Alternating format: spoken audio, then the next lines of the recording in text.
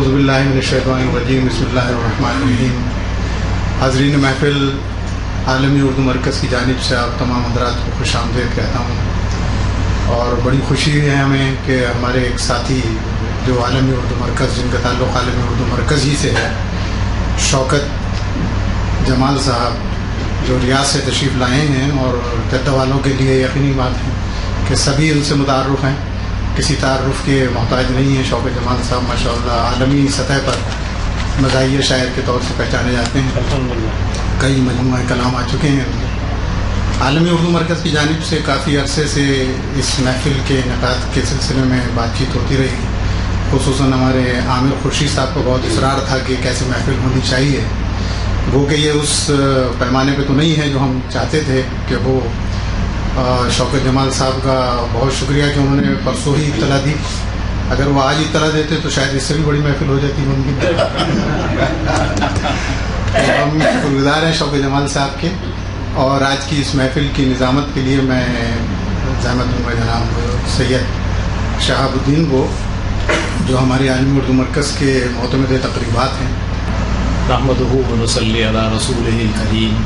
اعوذ باللہ من الشیطان الرجیم. بسم اللہ الرحمن الرحیم. آج کی اس محفل میں آپ تمام ساتھیوں کو، دوستوں اور بھائیوں کو خوش آمدید کہتا ہوں، اور السلام علیکم ورحمۃ اللہ وبرکاتہ. وعلیکم السلام ورحمۃ اللہ وبرکاتہ. یہ ہماری خوش قسمتی ہے کہ ہم نے ہمارے درمیان شوکت جمال صاحب ایک مشہور و معروف مذاق گو موجود ہیں، اور ہم ان کی موجودگی سے انشاءاللہ تعالیٰ بھرپور فائدہ اٹھائیں گے. اس پروگرام کا باقاعدہ آغاز کرتے ہوئے میں تلاوت کلام پاک کے لیے دعوت دیتا ہوں احمد اسلم زبیر کو کہ وہ آئیں اور تلاوت کلام پاک پیش کریں. احمد اسلم زبیر. اعوذ باللہ من الشیطان الرجیم. بسم اللہ الرحمن الرحیم. هو اللہ الذی لا الہ الا هو عالم الغیب والشہادہ.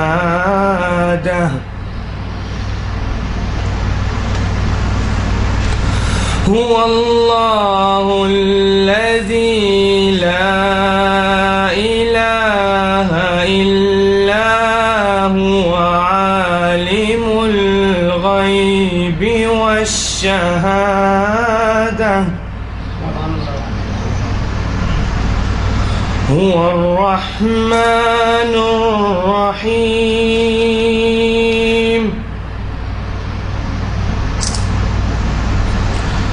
هو اللہ الذی لا الہ الا هو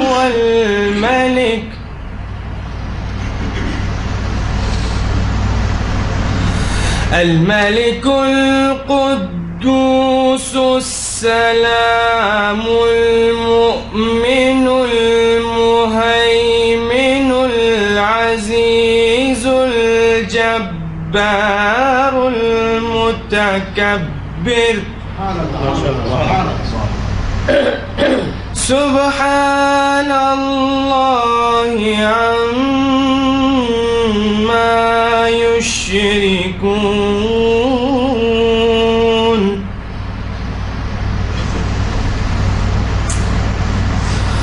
هو اللہ الخالق البارئ المصور له الأسماء الحسنى يسبح له ما في السماوات والأرض وهو العزيز الحكيم. صدق اللہ العظیم. ترجمہ پیش خدمت ہے. وہ اللہ ہی ہے جس کے سوا کوئی معبود نہیں، غائب اور ظاہر ہر چیز کا جاننے والا. وہی رحمان اور رحیم ہے. وہ اللہ ہی ہے جس کے سوا کوئی معبود نہیں. وہ بادشاہ ہے نہایت مقدس، سراسر سلامتی، امن دینے والا، نگہبان، سب پر غالب، اپنا حکم بزور نافذ کرنے والا اور بڑا ہی ہو کر رہنے والا. پاک ہے اللہ اس شرک سے جو لوگ کر رہے ہیں.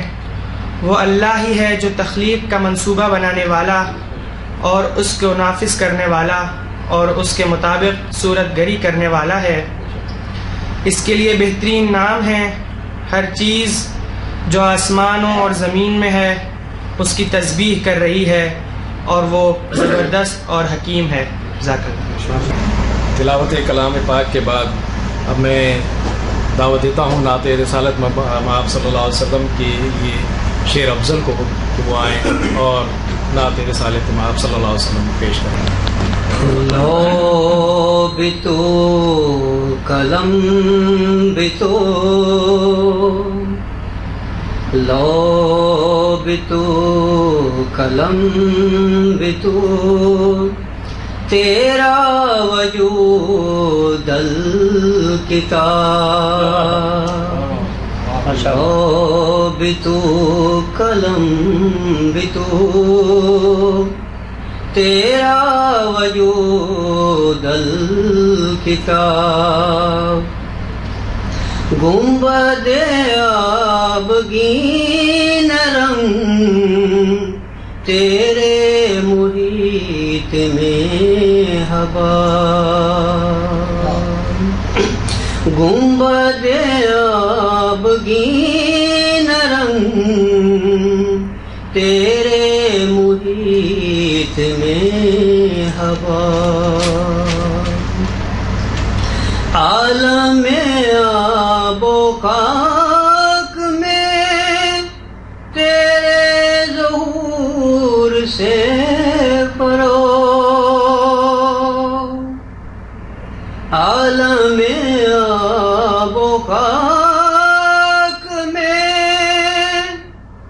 تیرے ظہور سے فروغ. ذرہ ریگ کو دیا، ذرہ ریگ کو دیا، تو نے طلوع آفتاب. ذرہ ریگ کو دیا، تو نے طلوع آفتاب. شوکت سنجر و سلیم تیرے جلال کی نمو. شوکت سنجر و سلیم تیرے جلال کی نمو. فخر جنید و بایزید،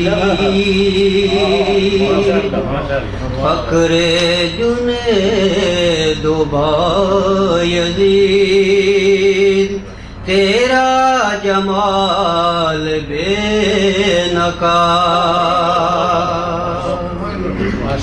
شوق تیرا اگر نہ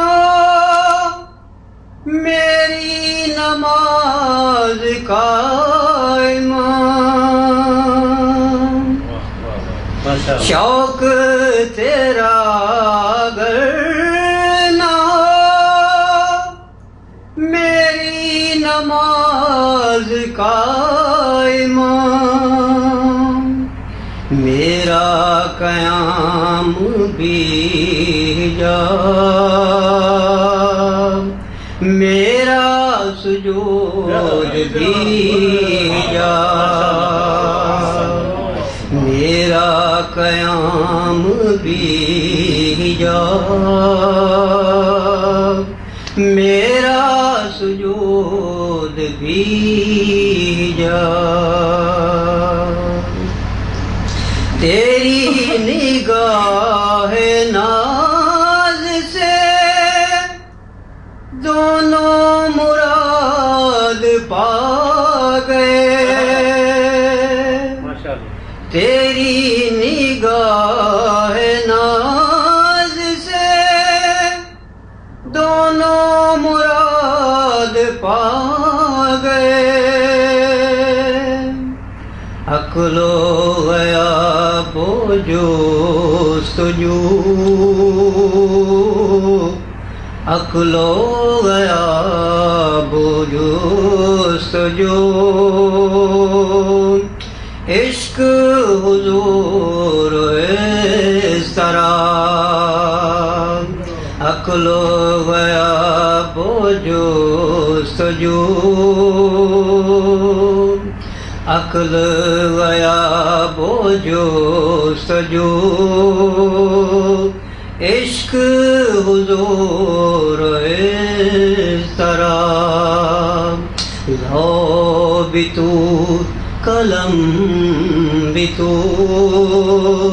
تیرا وجود الکتاب.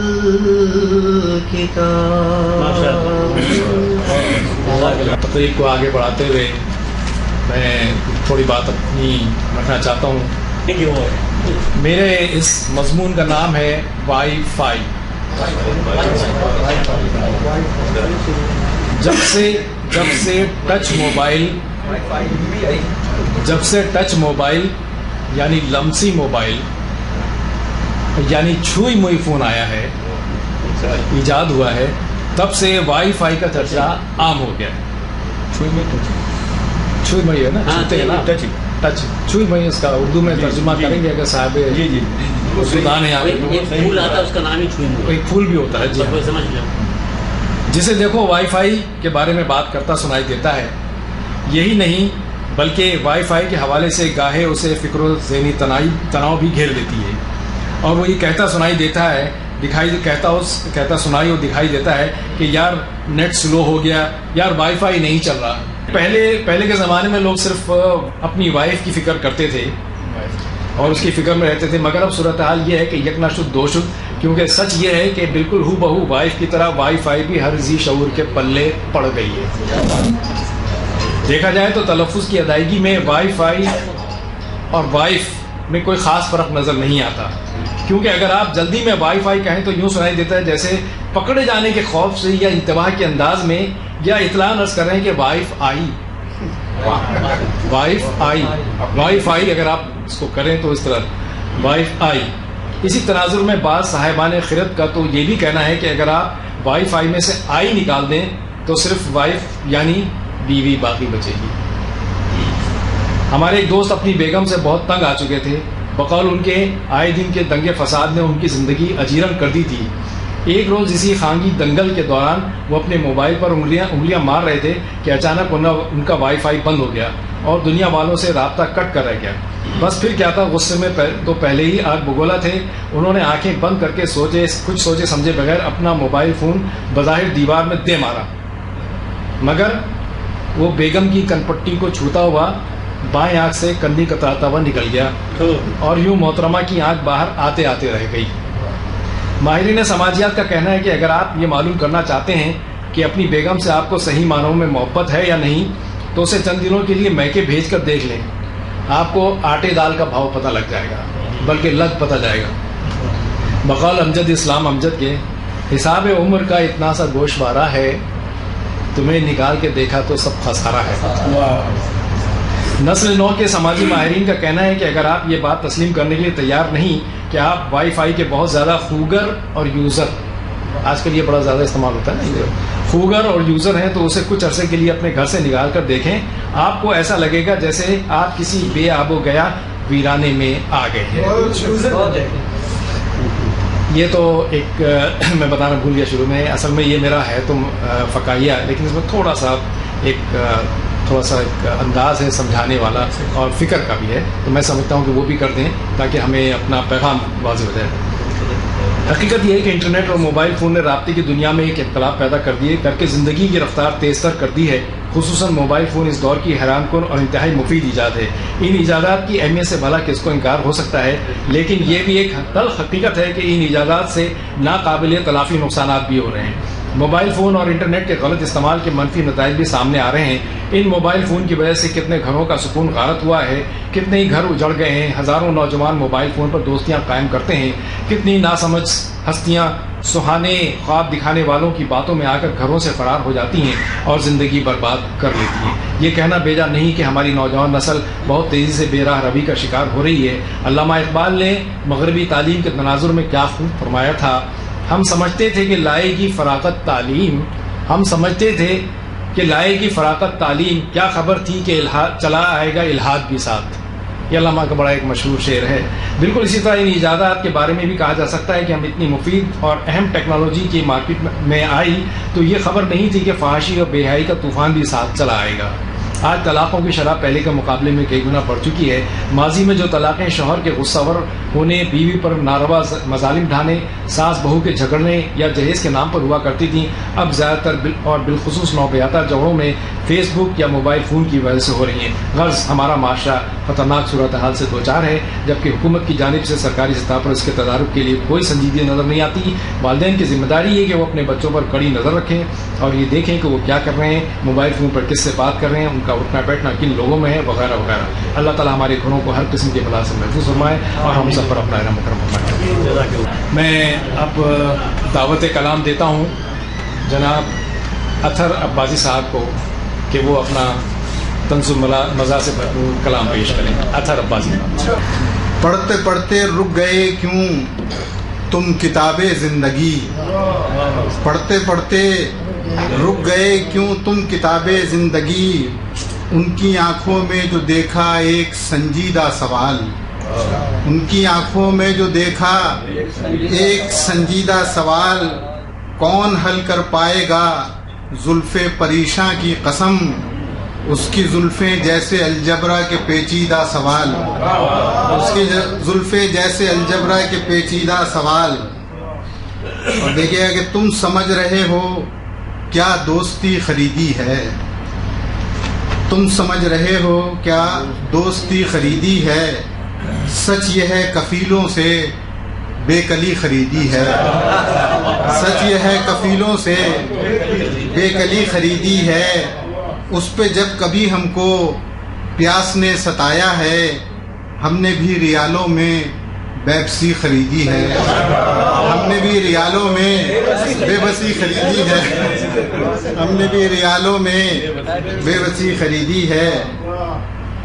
کبھی یہ حادثہ گزرا ہے دل پر، کبھی یہ حادثہ گزرا ہے دل پر کہ گھر میں رہ کے پردیسی ہوا ہے، کبھی یہ حادثہ گزرا ہے دل پر کہ گھر میں رہ کے پردیسی ہوا ہے، میاں دیکھو شریفوں سے بچھڑ کر وہ لمحے بھر میں پردیسی ہوا ہے، میاں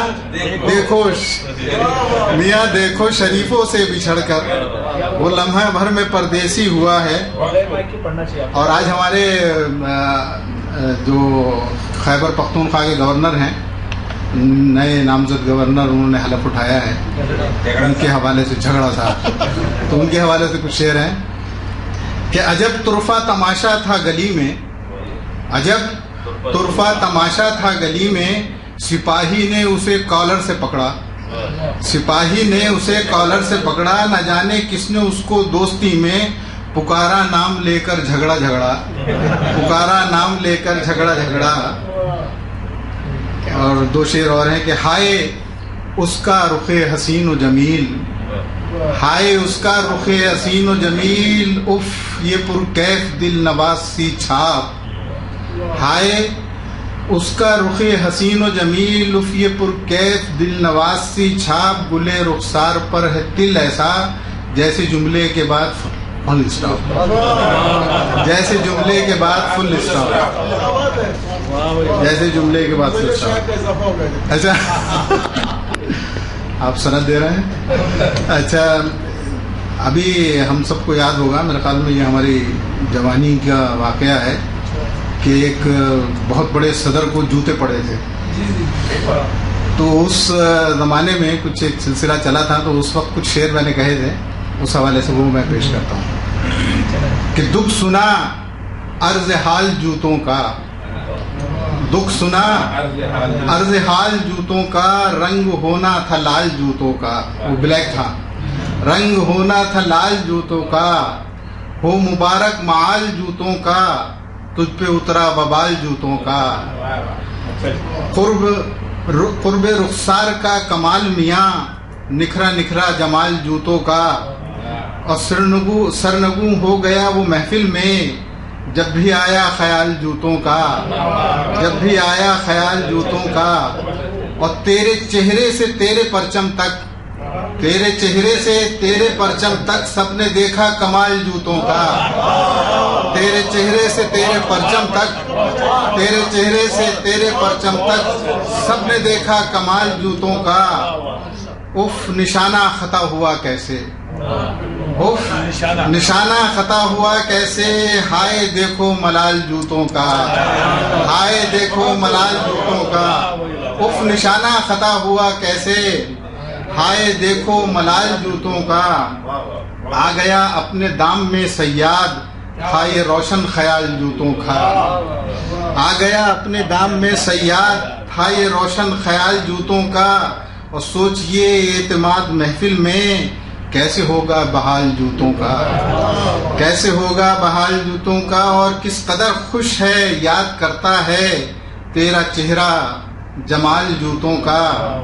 سر بچا کر بتا دیا نمبر، سر بچا کر بتا دیا نمبر، واقعی ہے کمال جوتوں کا، واقعی ہے کمال جوتوں کا. منتظر تھا جواب کیا دیتا، منتظر تھا جواب کیا دیتا، تیرا حق تھا سوال جوتوں کا.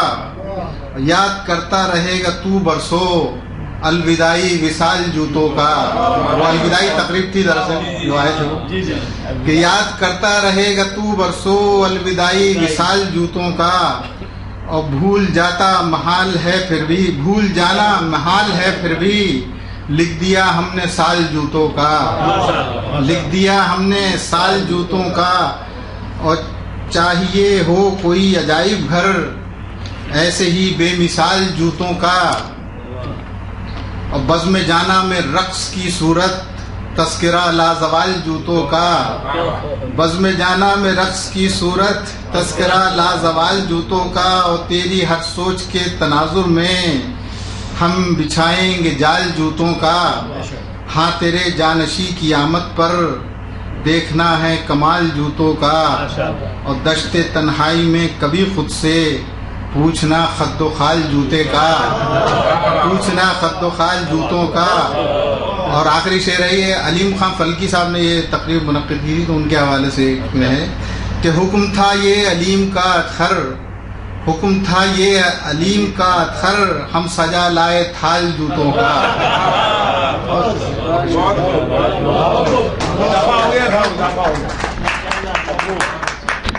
میں دعوت دیتا ہوں آج کے شاعر اقبال بیلن صاحب. ایک مطلب اور ایک شعر.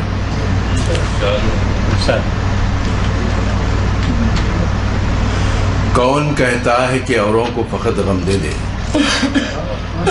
کون کہتا ہے کہ اوروں کو فقط غم دے دے، دے زیادہ مجھے اغیار کو کچھ کم دے دے. کون کہتا ہے کہ اوروں کو فقط غم دے دے، دے زیادہ مجھے اغیار کو کچھ کم دے دے. وہ جو اوروں کے ہیں تو دے انہیں اٹلی سانبر، وہ جو اوروں کے ہیں تو دے انہیں اٹلی سانبر. میں تو تیرا ہوں مجھے مرغ مسلم دے دے، میں تو تیرا ہوں مجھے مرغ مسلم دے دے. اور ایک مطلب ایک شعر. پوچھتے ہو چار مجھ سے، ریٹ کی تختی پہ ہے، پوچھتے ہو چار مجھ سے، ریٹ کی تختی پہ ہے. 2 روپے اصلاح کے، سر مونڈھنے کے 2 روپے۔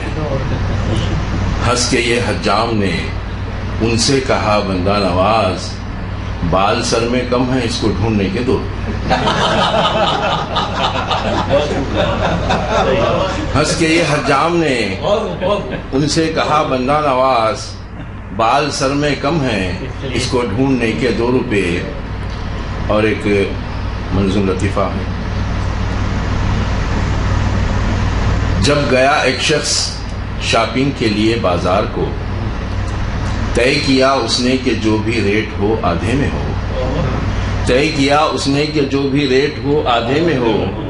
جب کہا اس نے کہ 100 ہے ریٹ تو پوچھا 50، سن کے وہ دکان والا ہو گیا کچھ بدحواس، پھر کہا 80 تو کہہ دیا 40 میں، پھر کہا 80 تو کہہ دیا 40 میں، اور جب کہا 40 تو پوچھا تھا اس نے 20 میں، تنگ آ کر کہہ دیا اب مفت ہی لے لیجئے، ہنس کے بولا بھائی تو پھر 2 عدد دے دیجئے۔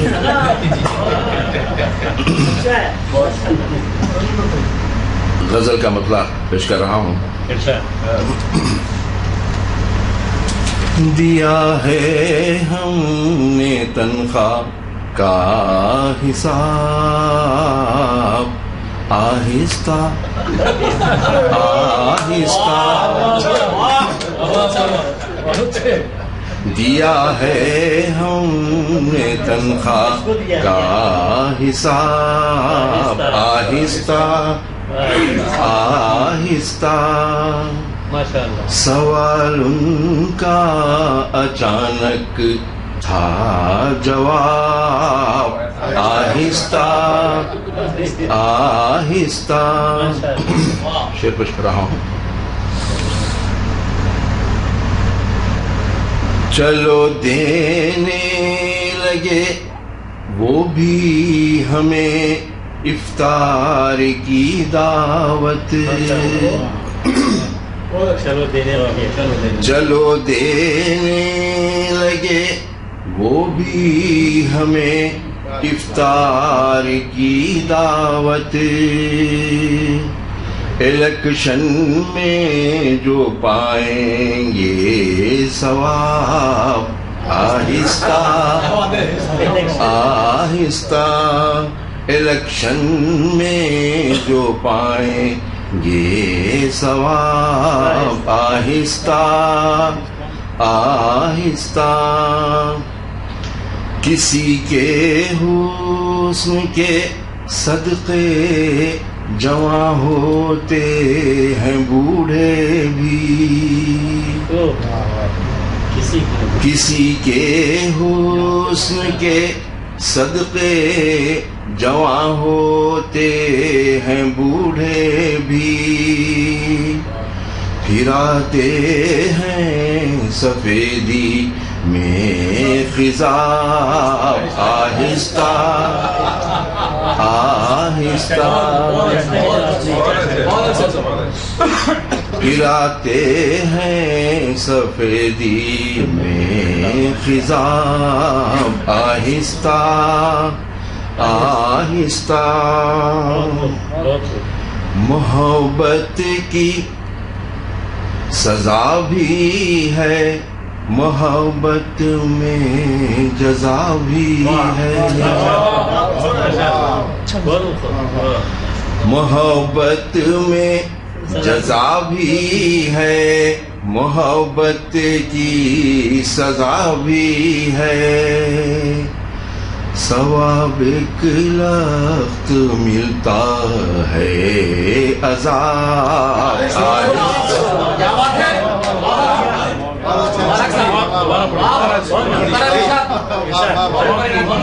شکریہ، بہت بہت شکریہ۔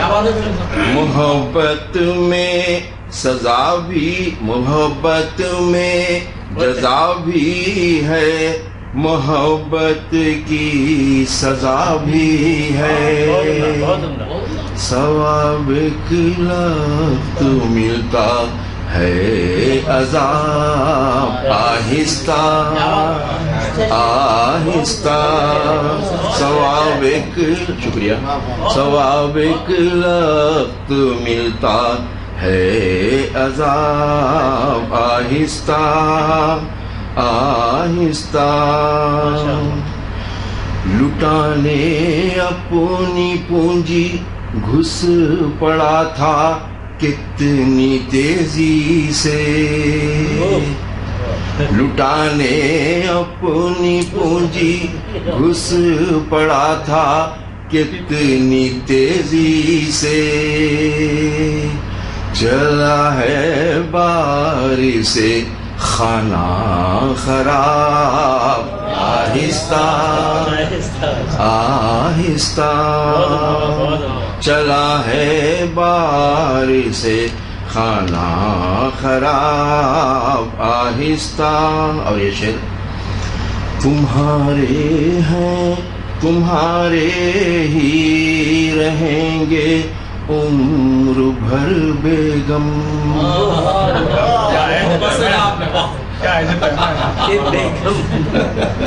تمہارے ہیں تمہارے ہی رہیں گے عمر بھر بیگم زمانہ ہم پہ اپنا روبتا آہستہ آہستہ. اور آخری شعر ہیں دونوں داڑھوں میں پاشو میاں کے پان کے بیڑے ہیں دونوں داڑھوں میں پاشو میاں کے پان کے بیڑے تبھی تو کر رہے ہیں وہ خطاب آہستہ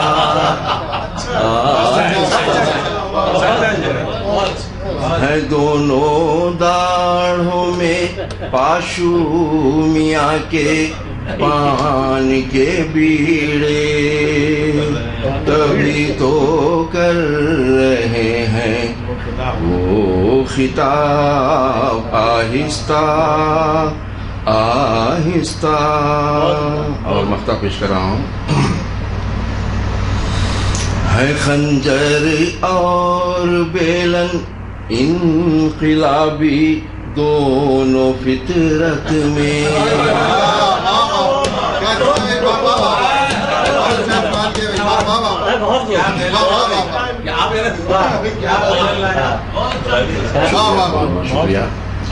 ہے خنجر اور بیلن انقلابی دونوں فطرت میں مگر بیلن سے آیا انقلاب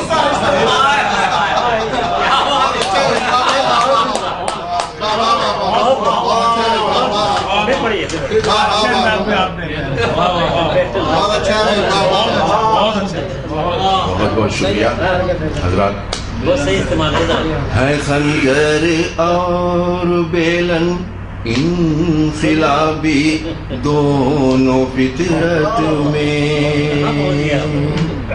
مگر بیلن سے آیا انقلاب آہستہ آہستہ. دیا ہے ہم نے تنخواہ کا حساب آہستہ آہستہ.